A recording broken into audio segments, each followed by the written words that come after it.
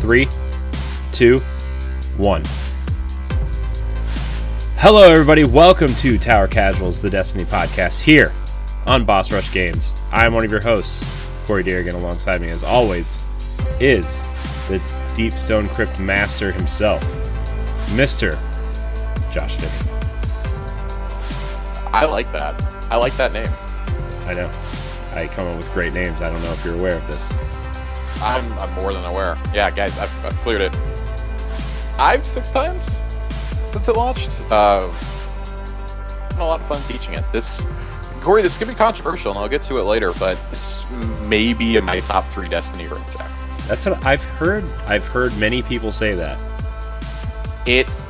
Yeah, we're going to talk more about Deep Stone Crypt later, and especially next episode. Yeah. But yeah, because I still need to clear it. I'm going to try to do it this weekend. We try to not spoil anything for Corey that hasn't already been spoiled. I mean, the only thing I know is that there's a pike race at the beginning, and that the sword breaks the second encounter, is all I know. All right, Josh, let's get into the TWAB. The TWAB. We're going to jump right into the TWAB because we got a lot to talk about. Yeah, it's actually pretty light Schwab for our second to last one of the year. They give us some numbers on the Deep Stone Crypt from day 1, 29,814 unique completions, and a lot more stats for the launch plus 10 days. So up through the time you could earn the raid jacket, 258,000 unique clears, over 7 million player hours, 1 billion kills, 85 million deaths. All of those are significantly higher numbers than the Garden of Salvation and Last Wish especially. It's kind of cool to see. I really, really like seeing this because it means that it was a lot more accessible for some people. I think that having a full 10, 11 days to grind out was better than just having 3 or 4 days. Yeah. It didn't make bounty stacking essential. That's really cool to see. Bungie charity initiative with Game to Give. For every 250k that they get, they are revealing stuff for the Dawning. They have already revealed the Warlock and Titan sets, and we are waiting to see if we get the Hunter one tomorrow. And if they hit 1 million, they will reveal the Dawning 2020 legendary weapon. So that's cool. This is a really hot set if you haven't seen it yet, Corey. It's embedded in the TWAB. I really like the Titan set. If the Hunter is anything like that, I'm absolutely buying this with money. Yeah, it looks really cool. I saw the Warlock set, and then I saw the Titan set. So it's I like them both. It's awesome. I don't normally like flashy sets like that, but I'll absolutely get it for my Hunter. It'll be the first Dawning set I've ever actually tried to earn. Iron Banner comes back on Tuesday with 2 new weapons.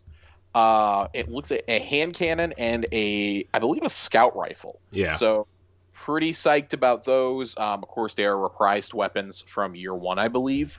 I don't hate this as much as a lot of people do, especially with new Iron Banner specific perks that we got introduced last season on Forward Path and Fool's Remedy. I'm okay with this. I think this simply adds to the loot pool. These are weapons you can only get after you do the quest line. There will be an Iron Banner quest from Lord Saladin. Yep, those are it. And the Iron Will armor is back. Again, I don't hate this. I'm okay with this. It looks a little bit bland as far as Iron Banner armor goes, but hey, it's something new to earn. We're about to have universal ornaments anyways. Yeah, I like the. I kind of like this Iron Banner armor. The middle, I'm assuming, is the Warlock in this picture, right? And then the right is the Titan. It's fine. It's fine. It's fine. I mean, it's nothing groundbreaking. The way I see it is, especially with universal ornaments, it's become less important to me what the standard armor ends up looking like, because if I don't like it, I'm just going to slap a ornament on it anyways. Yeah, that's what I've been doing. Stuff I like. That's what I've been doing. And then when transmog comes, it's just not going to matter at all. Right. Next, we have the next gen update dropping on Tuesday, on December 8th. This will require a full re-download for all Series X, Series S, and PS5 users. Wonderful. Yeah, a brand new 70 gig download for us. Hope you don't got them data caps. Man, yeah, I'm not thrilled about this, but with how much is actually changing in the game, this doesn't surprise me at all. Yeah, no, it doesn't either. Yeah. So also update 3.0.1 will be dropping on the same day, including re-enabling the Prophecy Dungeon. Powerful rewards can be earned from each checkpoint once per week, and as you complete the dungeon, you will also obtain a pinnacle level reward, which is awesome. Pinnacles are the only things that can push you past the 1250 hard cap. And previously featured weapon and armor rewards are available once more, so everybody get in there and get your Ikelos Shoddy, get your Death Adders. I need that shotgun. Yeah, dude, it's especially Warmind sells back on the menu, man. It's awesome. Yeah. The Destiny Companion app, starting next week, it will get an update. Bounties can be acquired from Destiny 2 vendors using the Companion app. They can only be acquired when you are offline in orbit or in the tower, so you cannot earn them when you're just strolling around on a planet. You can't just sit there and get repeatables given to you all the time, or in the middle of Crucible match, get some more. I mean, I don't care. This is a godsend. I mean, just sitting in orbit is fine, right? Like, oh my gosh, I can't tell you how many times I need them is when I'm grinding out the Crucible on it. Yeah, I can't tell you how many times I've been waiting in orbit for like Mitch to get on to go run our weekly strikes or our nightfall or whatever, and then like I forget to pick up the bounties. I'm like, gosh, we got to go to the tower. It's awful. Yeah, it really throws me out of the groove when we got to go back every other match or every match because we got new people joining up or people leaving and new people jumping in. It's like, no, like now everybody has no excuse to not have this on their phones. Some new light issues. Not really sure if that affects any of us, but okay. The Lost Lights Monument will no longer highlight for you automatically. Thank God. I know. Continues to flash for players who own all exotics, so I imagine it'll still glow for me since I am missing the exotic Sparrow from Scourge the Past. Badges and armor and collections will correctly select your class, and it will keep from the UI forgetting what page you were on. Updated the Mercy rule for control and class to prevent it from triggering too early. And there's some stuff with the exotics. I encourage you guys to go read about the Beyond Light exotics. I'm not going to go into all that right now. And there will be more patch notes ready on December 8th. Right. Looking to see if there's anything else in here, because I think the rest of it is just stuff like that. I see one that affects me personally. Remember a couple weeks ago, or maybe it was a couple weeks ago. I said playing it with HDR on was really like screwing with my TV, and it was only Destiny. Yes. There's a patch note in here. It says HDR isn't working as intended. Yes, I'm seeing that. I'm seeing the giant list of things they are still investigating. Yeah, it's like anytime I'm on Nessus, it just looks like when you put your phone in inverted color mode is like that's exactly what it looks like, and it's annoying.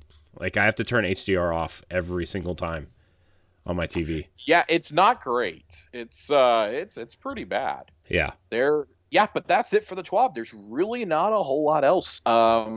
Next week will be, of course, Iron Banner is launching, and the Dawning is launching on the 15th. So I imagine next week will be a big Dawning and Holiday Break preview. There are rumors that the Hawkmoon Quest is going to go live on the 15th. Yep. So we'll I've see. Seen that too. I'm excited to play some Iron Banner. I know people kind of have their issues with Iron Banner, but I enjoy it. I don't have a problem with Iron Banner. I'm curious to see how it is with stasis powers. Let everybody get it out of their systems. Yeah, there was that big thing. Did you see that big thing on Reddit going around that they're like, disabled stasis powers for Iron Banner this week? I saw it. I'm sorry. Like, Trials of Osiris is something where that needed to be fixed because that's a pinnacle mode. Iron Banner is not a pinnacle mode. It is a way for you to get pinnacles if you are unable to do raids or 100k nightfalls or something like that. There is no reason to delay Iron Banner because some supers are a little bit more powerful. I'm sorry. Yeah. They've already nerfed the stasis supers pretty well, especially the Warlock one. The glitch with the Titan one, I doubt many players I can actually do that to begin with. It is the top tier players who have figured out how to do that and who can replicate the glitch.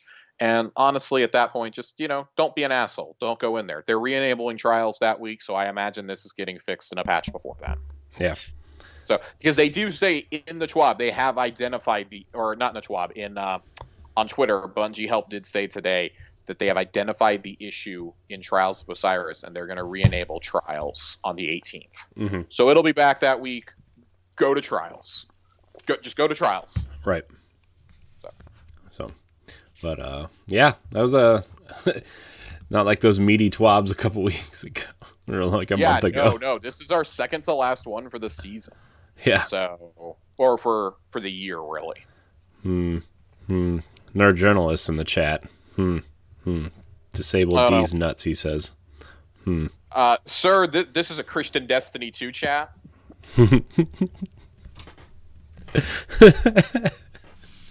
I love nerd journalists so much. I do too. Oh man. So yeah, so now that we're done with the TWAB, you want to talk about some stuff we've been doing in the game? I mean, I know you've cleared I'd 1,000 like to runs talk about Crypt already. Yeah, well, the 1,000 runs of Deep Stone Crypt that have yielded nothing except for boots. That's arms, the title of shotguns. Josh's autobiography. 1,000 clears of Deep Stone Crypt. The story of my life. With no chest piece. Yeah.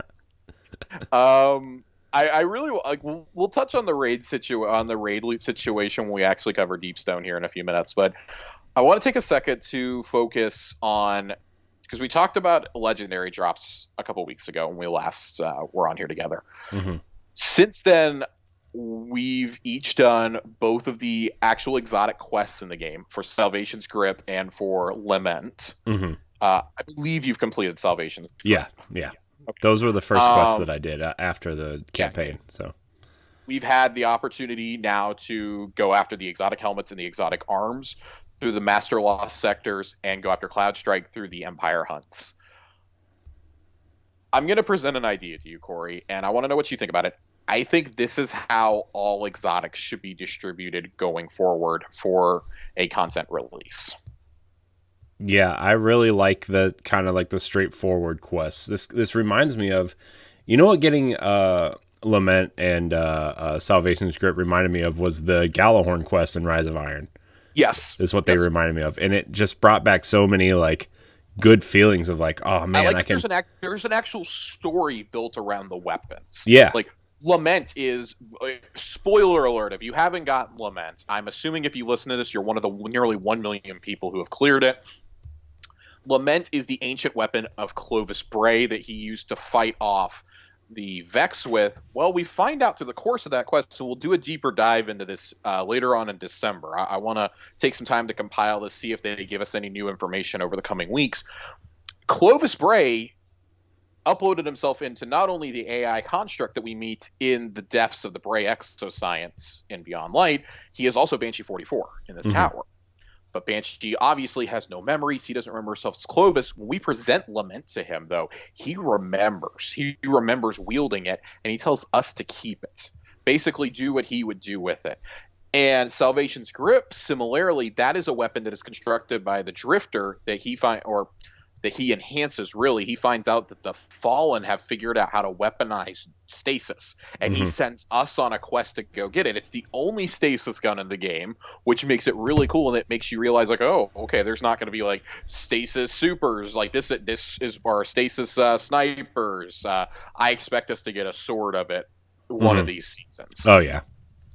But maybe when Fallen Guillotine is out of the picture or something, they make Falling Guillotine, or not Falling Guillotine, but they make a stasis version of that as an exotic or something. Like, and it's the most rewarding quest. Both of these are insanely rewarding from a story perspective, I feel, and they're both unique in their design. Sure, there's some pain in the butt objectives to do it, but like, we go into the Fallen City for Salvation's Grip. We go and defend Clovis himself to get Lament. You know, we have this whole story between him and Banshee, and we find out that Elsie takes Banshee to go talk to Clovis in between things and after the quest and everything. It's just, there's this whole crazy storyline.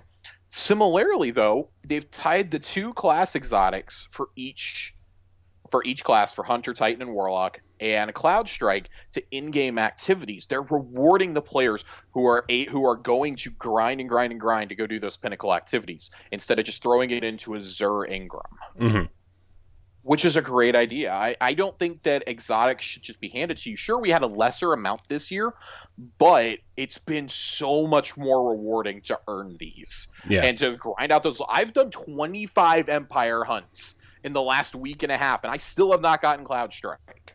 Wow. But I'm not getting super frustrated by it because it takes me about 10 minutes to run through one with champions, about 7 without. I don't hate these missions entirely because I'm usually doing Varix quests that are associated with them. I'm doing dailies. I'm doing weeklies. I'm always working on something else, or I'm doing it with friends. I'm listening to a podcast, whatever. These and the Master Lost Sector are 2 types of grinds I don't mind doing.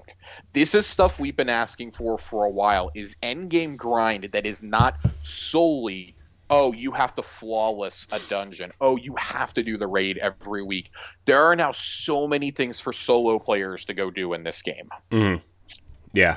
And there's rewards. There's cosmetics given for finishing each of these things, by the way. You do a Master Lost Sector, sure, that counts towards your what do you call it? Your title completion. But there's shaders tied to the Empire hunts. There's emblems tied to them. If you finish enough stuff on Europa, I just unlocked it last night, you get the exotic ship that looks like it's North Face brand. It's wearing a puffy jacket. Like, I like that kind of goofy stuff. I like that there's so many secrets in this DLC, and there's things that reward the hardcore players. I have no doubt that the helmets, the arms, and Cloud Strike will eventually get put into Zur Ingrams, probably sometime late in the spring, early in the summer. By then, you've had about 6 or 7 months. If you really wanted it, you would have gone after it, or you're just lazy. So then you'll get it. Or maybe you didn't have the means to. Maybe, like, you're one of those players who just, no matter how high you get, you are not comfortable soloing something like that. Because those are, with the exception of Cloud Strike, the armor pieces are solo rewards. Mm-hmm. I understand not having the confidence to go do that. What are those Master Lost Sectors? What's the light level for those? 1250, maybe 1280. 1250 to 1280, somewhere in there. There's 2 types of champions in there. There's some burns associated with them, but I mean, hey, if you're not confident doing them, wait until Bunker E15 on Europa is up. That's the one where you get the frames that help you. Free all the frames, sit back, hang out in a well or in a rift or go invisible or whatever. Let them torch everything. You just do cleanup. Mm-hmm. I'm dead serious. Like that, it's a great strat. I'm personally waiting for that because I don't care that much. I got the arms when they were glitched. But I really want that Mask of Bacchus, so I'm probably going to end up diving into those this next week. That's about all I've got left as far as Beyond Light content goes right now that I really need to work at, and I'm not just casually grinding with friends for fun. Right. Which is something, like, if you can't have a discussion about the loot in Beyond Light without talking about the Deep Stone Crypt and what I think its greatest success is. And it's not just that I love the encounters, but it's so rewarding to run that on one character every week, multiple times a week, though, that you are no longer being punished if you choose to only play on one class. I only like playing my hunter in endgame activities. I'll throw on a warlock or a titan for some crucible, for a couple strikes here and there. Maybe I might throw it on for some gambit. I don't want to play through the entire story multiple times, though, and unfortunately, I know if I want to play those classes, I'm going to want to use stasis powers as much as possible, right? Mm-hmm. And I know that's not feasible in a raid, especially when we're all still learning it and still grinding it out. I'm now no longer being punished for running a hunter. It used to be I didn't want to run a raid more than once in a week because can we wait till next week? Can we wait till next reset, guys? Like, I'm not going to get any weapons out of this. I can still get spoils, though. I can get enough if it's a repeat run for me. I can get enough spoils out of one run to buy a weapon or a piece of armor at the end out of the final chest. Because how the final chest is set up, Corey, is each piece of armor that you've earned in each weapon is there for purchase with spoils of conquest. But in addition to that, there are 4 chests that you can choose from also, if you so choose, that are more. There's 60 spoils apiece. That you get a piece of armor and a weapon, and it tells you which encounter it's from, so you know exactly what you're going to get. There's one of 3 pieces of armor and one of 2 weapons, usually. that is the greatest success of this raid. Is not only can you do all that, it's if you had enough spoils and you already got your pinnacles, you can buy another chest. You can go buy more weapons. You can get that roll that you're chasing without having to just rely on having to do multiple characters every week. Or like even if you're rolling one character, like you don't have to wait for the reset like the old raids. Well, and that also, the first 4 times you open those secret chests, which one of them is smack dab, you cannot miss it when you're doing the jumping puzzle in the raid. You get smacked with it each time you open up those chests. Though for the first 4 times, as long as it's your first open of that chest of the week on that particular character, you will get the mods. There's only 4 mods for the whole raid, and you can earn them all your first 4 secret chest openings when you run the raid. Oh, cool. Yeah, I absolutely loved that because I had them. I had some of them by the end of the first weekend. I had all of them. I loaded in on another character, ran through the jumping puzzle, got it with my warlock, and then got the other ones with my hunter a few times. I had them all by last Tuesday's reset, and let me tell you, similar to Garden of Salvation, they really changed the game. They're not as essential, but they really, really help if you're carrying one of the buffs. Yet there's passive ones. And it's all only active in Deep Stone Crypt. There's passive abilities that are on there too that even if you're not running that particular augment, you still get them. Like, for example, the scanner one drops heavy ammo even if you don't have the scanner augment on you. I cannot tell you how much that helps when you're running Xenophage at the boss. Yeah. I cannot tell you how much that helps. Things like that, these are the kind of mods we wanted to see. And they all stack with each other. So if there's something particular you want to run, and say you want to run 3 copies of the scanner augment because you want that extra headshot damage, which is what you get when you carry that, or you want that extra heavy ammo, slap 3 of those bad boys on, 3 pieces of arc raid armor, and you're ready to go. Nice. I think it's fantastic the way that they've done the raid loot, and it's rewarding in a way that I feel they're finally starting to nail. We've seen this with the seasonal content for a little while. With Season of Arrivals, we saw it. We're seeing it again with the lures. You want to talk about a little bit about the Wrathborn Hunts. Yeah. So why don't you hit me with that? I mean, maybe I just haven't done enough of them to see the real rewards from them or whatnot, but like I don't know. I don't really care for them a whole lot. And maybe that's just me. Maybe I'm just like, I'm not doing enough of them to see the real rewards from it yet. But I don't know. It just feels like I've been doing all this stuff on Europa and all this side stuff. And then I'm like, oh yeah, there's like this whole other section of the expansion that I haven't even touched, which are like the hunts. Yeah. And like, I go there and then I have my lore filled and like, I'm looking at the mods and stuff for them, and I'm just like, oh man, I should probably do these. And then I'm like, but all this other stuff that I'm doing is way more exciting than these hunts. Yeah. So I'll agree with you there. I definitely, this feels like, okay, this is seasonal stuff that is tacked onto the release of an actual expansion, similar to how Vex Offensive was. I think the lure system, it's convoluted and it's kind of annoying at first.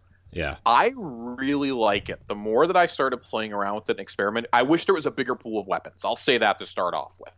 I think only having 5 weapons total, and that's including the 2 season pass ones. Yeah. As of right now, there's only 5 weapons, is borderline inexcusable. Which is what the scout rifle is. The scout rifle's in the season pass, right? The scout rifle and the heavy grenade launcher are both in the season pass. So the only things you can get if you don't have the season pass for the seasonal in fact, I don't even know if you can access it without the season pass, frankly. I have no idea. I've never been in that position. Is the submachine gun, the breech-loaded grenade launcher, and God, there's one other thing that I'm just completely blanking on. Is it Deafening Whisper, which is what Nerd Journalist said in the chat? That's the breech loader. Okay. So I don't remember what the third one is, but clearly I haven't earned it, or I just dismantled it as soon as I got it. It's like any other of these chalices or lures or whatever. You got to wait for people to play around kind of with the rolls and see what they like. I do like that you can kind of pigeonhole what perks you're going to get on something first, by the way. Yeah. I do really like that system. I think that's a lot like in a way, it's like the like Drifter's Fun Box meets the Chalice. Yeah. And kind of exclude the things you don't want and like try to get higher stats. For example, if you're trying to get the armor, you can get a higher stat roll, or you can like one of the things you really want in that breach loader, you really want an ambitious assassin. And like you can choose the perks that'll basically guarantee you're going to get that or something else. And I think that's really great, especially for seasonal content. I don't know if it's as essential now, knowing that this is going to be around for an entire year. And maybe that's part of their thing is like, oh, okay, well, if we're going to leave the seasonal content in here for a year, maybe, and I mean, maybe I'm completely off my base. Maybe it's going to be like Season of Arrivals, where we get a couple more legendary weapons added partway through the season. Where we got Ikelos SMG first in, last out, the Ikelos Sniper, and we got something else added last year once we did the first Exodus quest. It's very possible that happens. I'm not banking on it. I think when you consider the raid loot, you consider Season of the Hunt, you consider the Europa weapons, you consider the exotic quests, Cloud Strike, Hawkmoon is coming, most likely in the Dawning legendary that you're going to get. And, God, there was something else I was going to say, and I can't remember what. Oh, Prophecy is coming back. I think you've got that. You've got the Adored quest. I think there's enough loot here. Of course, the hardcore players are going to be like, oh, there's not enough. I'm sorry that not all of us can play 10 to 12 hours a day the first 3 weeks that it's out. Let me ask you something, though, real quick. Yeah. Like, I know a couple weeks ago we said the loot pool was kind of like, it was scarce aside from these quests that we're talking about now. And then, like, you know, the Vanguard and the Crucible and the Drifter armor sets are all literally the same thing. But, like, would you rather have, like, a bunch of weapons that you're not going to remember? Or would you rather have, like, this where there's, like, okay, well, we can name almost every weapon that we can get, and they're meaningful in some sort of impactful way somehow, like Adored, or, you know, like some of these other weapons, we can name them, we know what they do, we can kind of tweak them to what we want them to be. I would personally rather have this with a few more options, just like maybe 4 or 5 more obtainable things for this. And I think for me that focus goes on to the seasonal stuff. I'd like to see a couple more weapons in the seasonal pool, and maybe like 2-3 more weapons spread throughout Crucible, Gambit, and Vanguard. Right now there's only 1 drop for each. There's the Shoddy, there's the Heavy Grenade Launcher, and there's the Pulse for Vanguard, Gambit, and Crucible, respectively. I'd like to see another drop or 2 added to each of those pools, and like maybe 2-3 more seasonal weapons, and I think you've got an outstanding selection from it. I stand by, until they do something like that, I stand by that I think that this is a little bit light in terms of the actual loot that we are earning. But it feels now that I'm actually genuinely looking at these more and more. I'm getting to pick the roles that I want more and more. I'm getting to pick my raid loot at the end. If they would just stop dropping me shotguns out of the actual chest so I could earn real guns, that'd be I've seriously gotten 6 shotguns in like 4 or 5 runs of this thing. I'm so tired of getting that. I've gotten the sword a couple times. Sounds like my Pinnacle Steve is going to murder me because he wants a shoddy. It sounds like my Pinnacle gear last week. I did 7 or 8 Pinnacle things last week to try to. By the way, I jumped like 20 light levels in the last week and a half, and it made me so happy. But every single Pinnacle drop I got last week, every single one was a Titan Towel. Okay? Every single one. Like, listen, Bungie, I just want to talk. I want to know who keeps giving me shotguns and raid arms and raid legs. I want to talk about who's giving me those. I just need the chest piece for the full set. It's all I want. I want the chest piece, and I need that hot scout rifle. You can keep Eyes of Tomorrow. I just need the shoddy. Or not the shot. God, no, not the shoddy. I need the scout rifle. I want Trusty. I want it with recombination.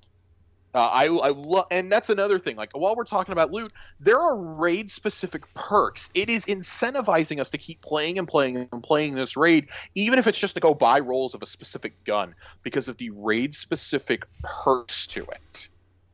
And I love that. That's something we didn't know about this before. And I remember us getting it. We're like, whoa, what is this? Like on our first guns, like there's one that's basically a super auto loading holster that while you have it stowed, it'll store up to 2 times the amount, or it'll store 2 times the amount of the normal magazine in the magazine. So say you have a 4-shot sniper, you can get 8 shots out of it. I think the one here is actually 5. So you can get 10 shots stored on that sniper while it's stowed. That's amazing. That's a game changer. That's amazing.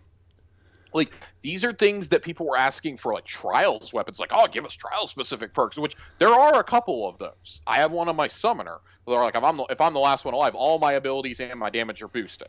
Cool.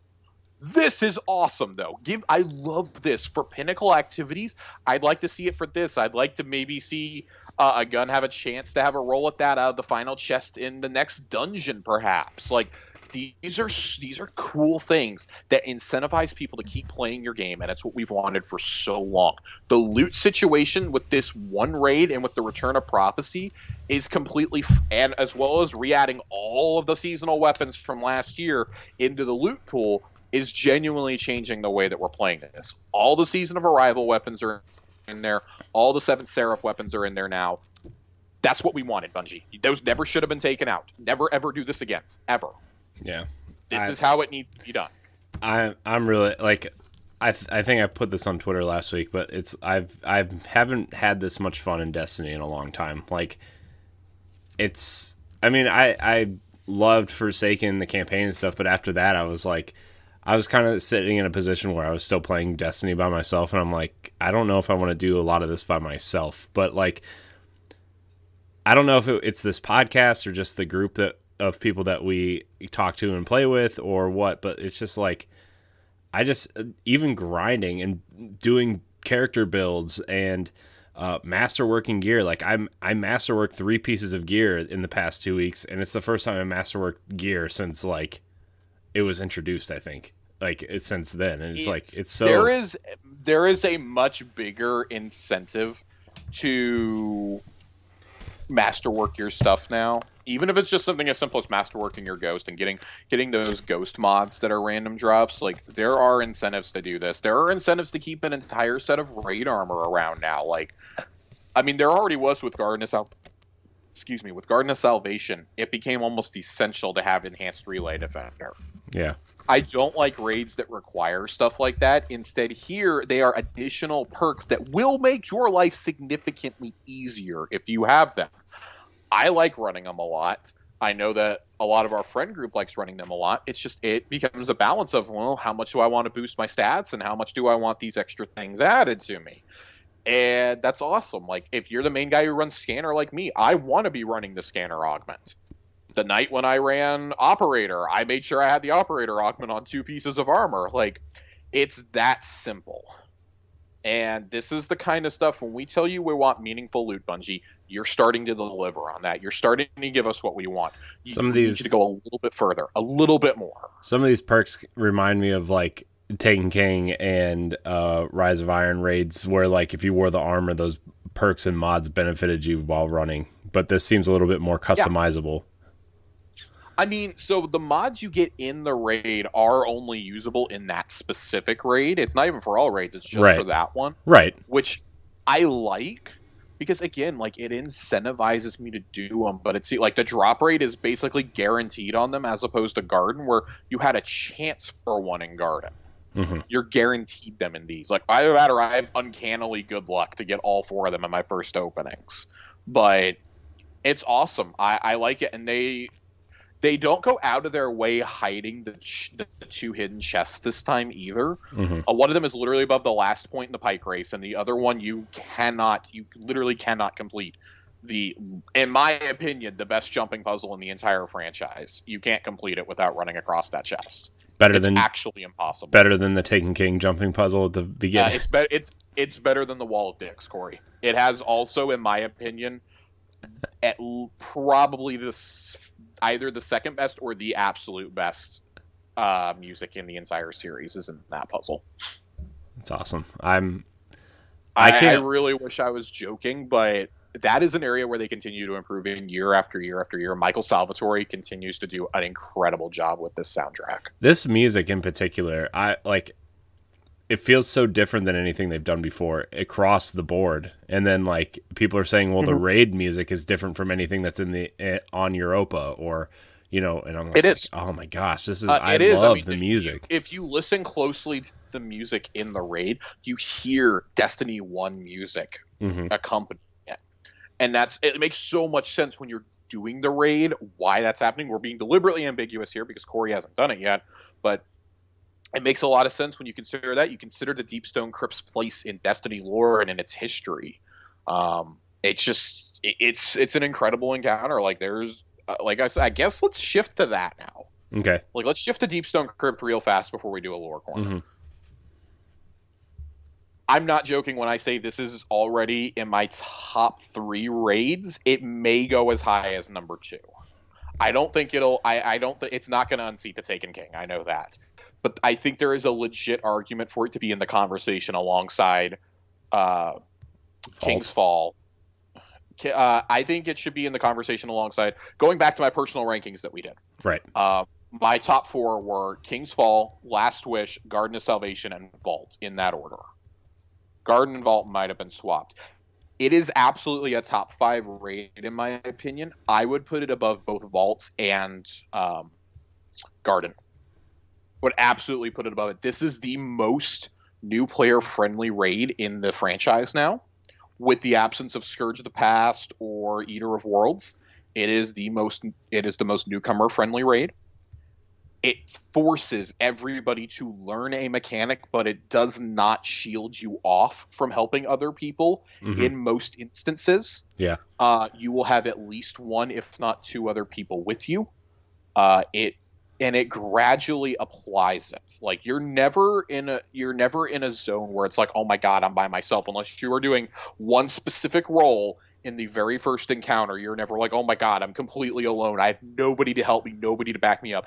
It is structured in a way that Crown of Sorrow and Garden of Salvation failed to be, and they were lesser raids because of it. I love the ambiance, the music, the design of Garden, but the tether mechanic sucks. The walling off of teams sucks. Same with Crown. It's awful. I hate that about those encounters. You can't go help somebody if they're struggling. Here, everybody has an augment, and you are forced to take it at some point. You can't just say, oh, this person doesn't know what they're doing. Like, no, you are going to fail until that person learns their job, and there are jobs that are much easier than others. You don't give a new person suppressor in the final battle or in the third encounter. You give them something like Operator or even Scanner. You make them a runner, something. You don't put them on something like Suppressor. It's that simple. It's not that hard to understand. And I love that about this raid.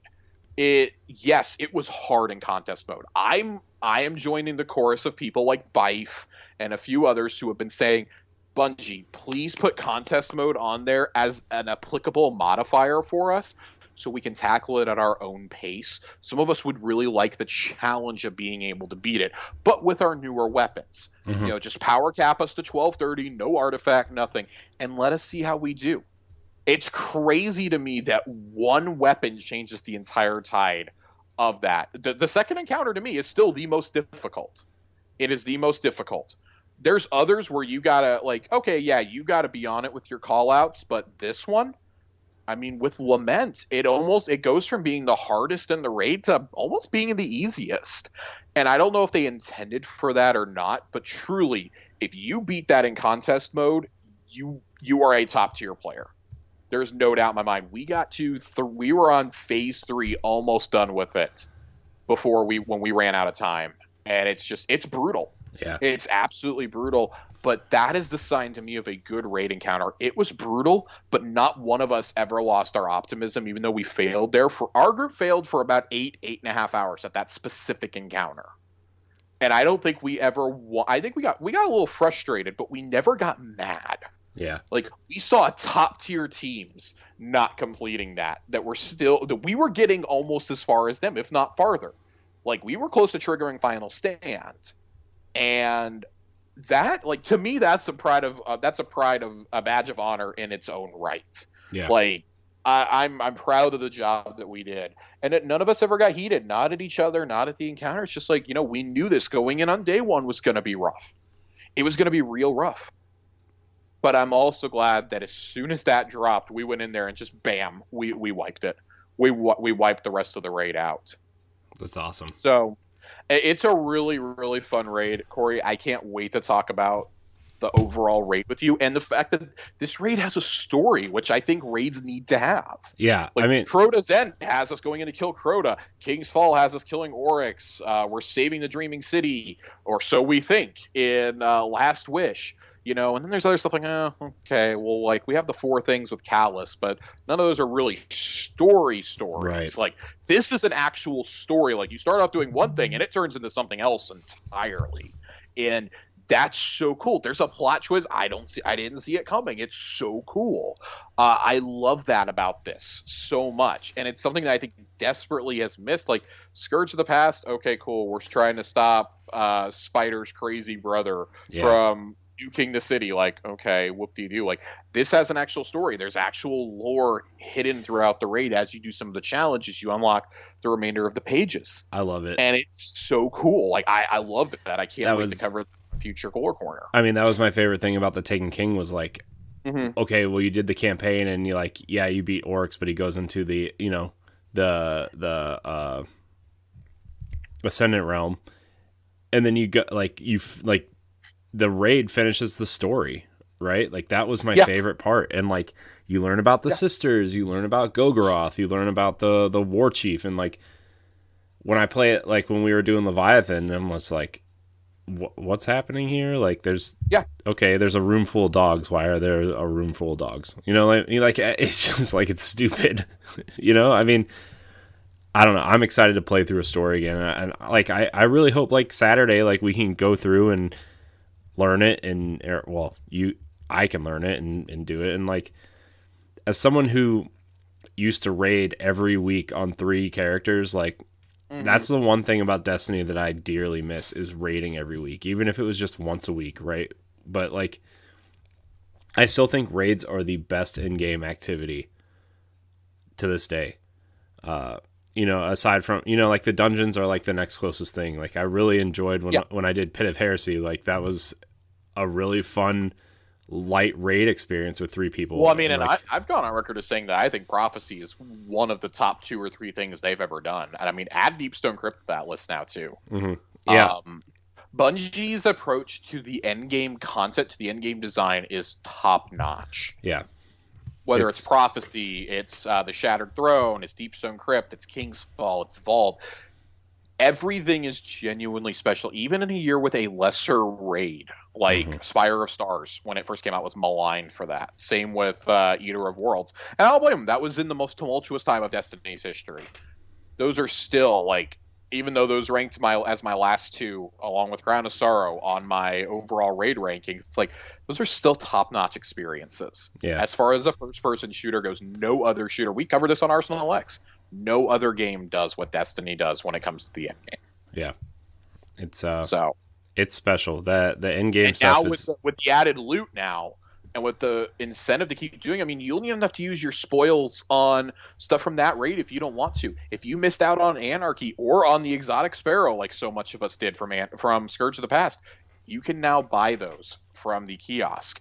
You just have to have the proper amount of spoils, which is awesome. It's awesome. It's giving people, and I mean, like, we got a guy in our group, Max, who's like, yeah, I'm gonna save all my spoils up and go buy Anarchy, and it's like, yeah, you need to. Like, that's a top tier boss DPS weapon, especially if you ever plan to try and flawless Prophecy, or you try to solo it. You're gonna have to run that. Yeah, like, it's a top tier boss strat right now. That with a Vorpal Slug Shoddy. Those are top tier things for the boss. Yeah.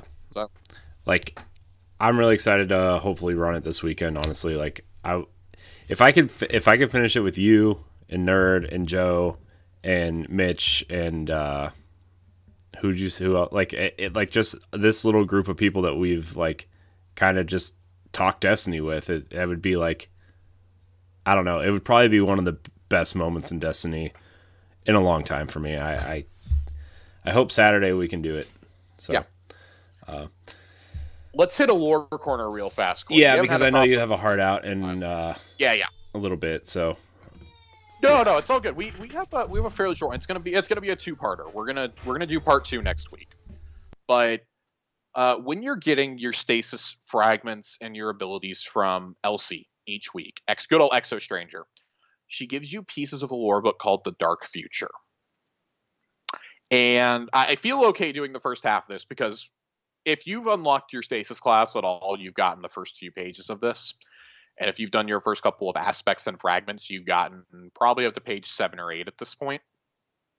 I want to talk about this, though, because this is something that it's rooted in the reality of the game, but has not taken place in our reality, and God willing, never will.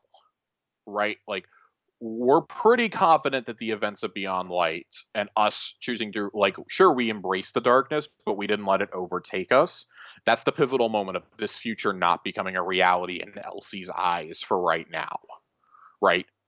So, in the Dark Future lore book, what it is it's a series of recollections from Elsie talking about her and Anna's journey in the future. In the future, the tower's been wiped out. The darkest day happened, which is the guardians that took on the darkness and succumbed to it, including our own guardian, including the young wolf, sided with Aramis for an attack on the tower. Savathun's forces attacked, and the remaining Cabal attacked as well.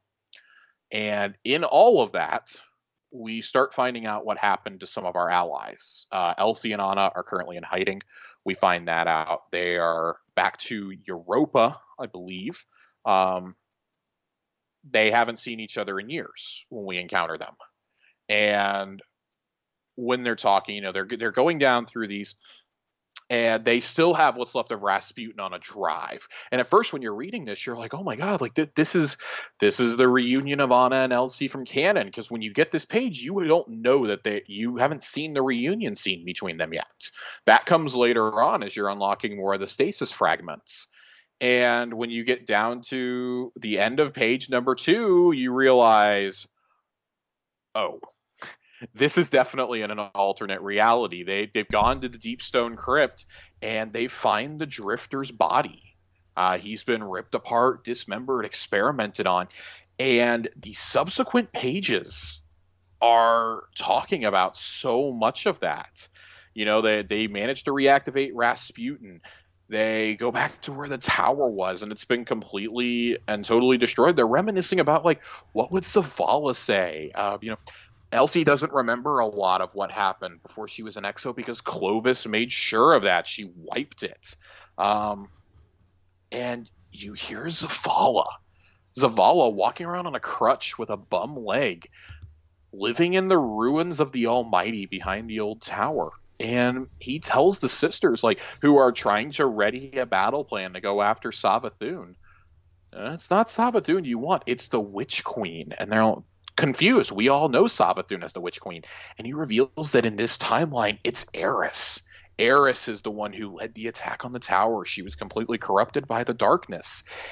And you start to understand. They ask, where's Ikora? And all Zavala can do is point at the tower, and she's buried under that. She took down all these ships with her. She went down, and nobody's aware that Ikora is dead. And he's like, yeah, she's gone. So Zavala helps the sisters make a plan, and they decide that they're going to need to get Mara Sov on board. They're going to need the Leviathan. They're going to need to, they have to convince the Traveler.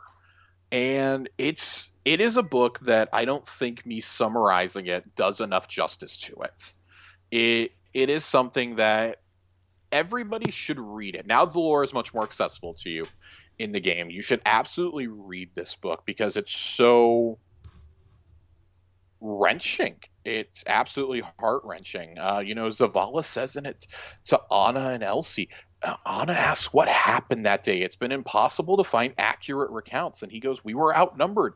When the Witch Queen found me, she called me a non-believer as she tore my leg from its joint and pulled the light from my ghost, discarding me like trash. Ikora had it worse. I looked upon the Traveler, hoping it would be our salvation from the atrocity, but instead it just left. The Traveler abandoned them again. Abandoned us when we needed it most. I wanted to reach out and grab it, make it stay, make it save us, as we always thought it would. But that was it, gone. Cabal forces crumbled the rest.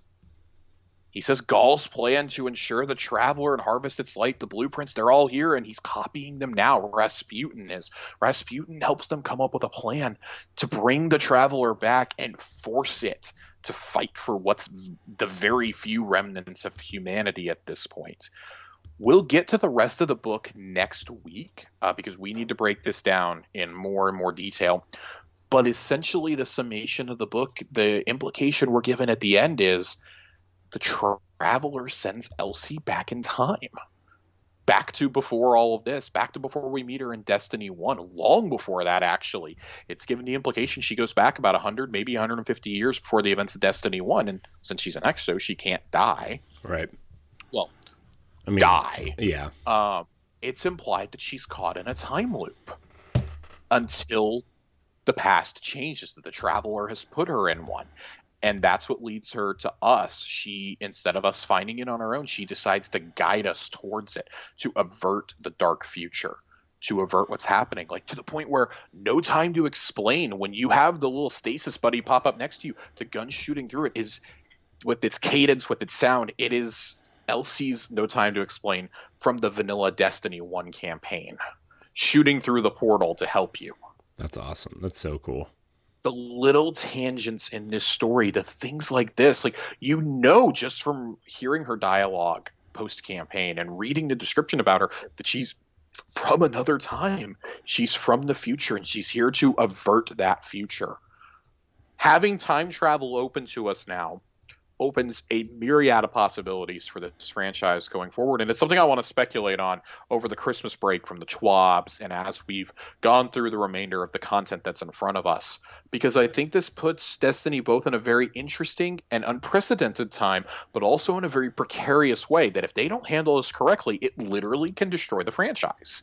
You can't just use time travel as a Deus Ex Machina for everything, because I know instantly some fans are going to be like, oh my god, we could go back and save Cade, which a lot of us thought was going to happen last year with the Sundial, that we were going to screw things up and go save Cade. Instead, we saved Saint 14, and we don't yet understand what the ramifications of that may be Right. to the future.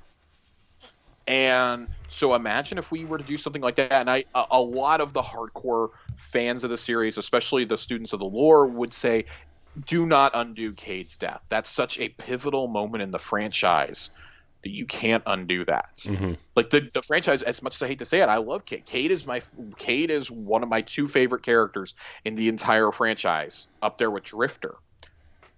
Losing Cade was for the best, though. And I think if you look back on a lot of their decisions, like characters they've chosen to let go, even ones that were in the lore, like, we don't want to bring those back. Saint was an unprecedented thing.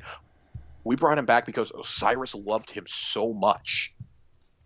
And we were able to bring him back. Something Osiris, the greatest guardian to ever live, was never able to do. The one who's now without his light. We were able to do that, though. We were able to reunite Saint and Osiris. And so time travel is something they've been building towards for the last year or so. The Corridors of Time, I do not think we're done with those. This book all but confirms that to me. Yeah. Plus, like, so the time, like, I think the time travel stuff is so interesting because that aspect itself can bring back so many, like, even from just like like content vaulting stuff. This is how you, like, and not just lore stuff, but this is how you bring back, like, if you want to bring Destiny 1 stuff back and you want to have like a season of people, hey, you want to experience Destiny 1, we can make that a season or something. You know what I mean? Like, right. It's so, like, the time traveling stuff is so interesting, and that gives you so many new things to play around with the not only the lore, but just like visiting new and old locations, seeing characters that are gone, like, you know what I mean? I agree. I agree, and I think as long as we use it sparingly, it's a good thing for the franchise. Yeah, you can't use it like, yeah, oh, we messed this up, so we're gonna time travel back and fix it. You know what I mean? Like, you can't do that. I do expect that to happen at some point. Maybe it's with Savathun. Maybe we just absolutely fuck up, and us traveling back in time allows us to, quote, beat her in the campaign, and then we pull a King's Fall and go in and kill her for real in the Ascendant Plane. Like, there's so many possibilities you can do with things like the Sundial, that you can do with things like the Corridors of Time, that you can do apparently with the Traveler's Light now. There's so many things you can do, and I think that opens up so many possibilities for the lore, for the future of gameplay, for future activities. I'm excited to see what happens. Yeah, I'm really interested to see what's going on. Sorry, my kid is still awake. She's excited too, I guess. Yeah, I don't know. I'm just really excited to see, like, even like the time traveling stranger. Will that change? Like, will we meet like this timeline stranger at some point? You know, too. Like, so that's perhaps the most interesting thing to me about this is, how does time travel exactly work in this universe? Are there two Elsies running around? Did she throw this Elsie in cryo or something, like, or is this one in cryostasis until a certain point in the future or something? Like, who knows? Like, I don't know how that works. Does she just get beamed back into her past body? Like, there's so many questions I have about this, and I have a feeling it's the latter. I think it's her getting beamed back, her consciousness getting beamed into her past body. I think that's what happens here. It's different than when we went through the sundial and our physical body went, when we went into the corridors of time and we saw our funeral through time. Like, right.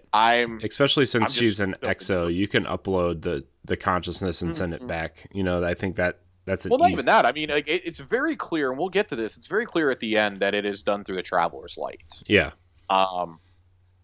And so, I mean, like, if I never get an explanation, I'm okay with that. It's space magic. It's a giant golf ball in the sky that sent a robotic lady back in time to stop the collapse of the universe, like, against the space Doritos and a deranged eyeless hunter with a turban. Like, you can't get much more ridiculous than the premise I just gave you, but it's done very tastefully. That's fair.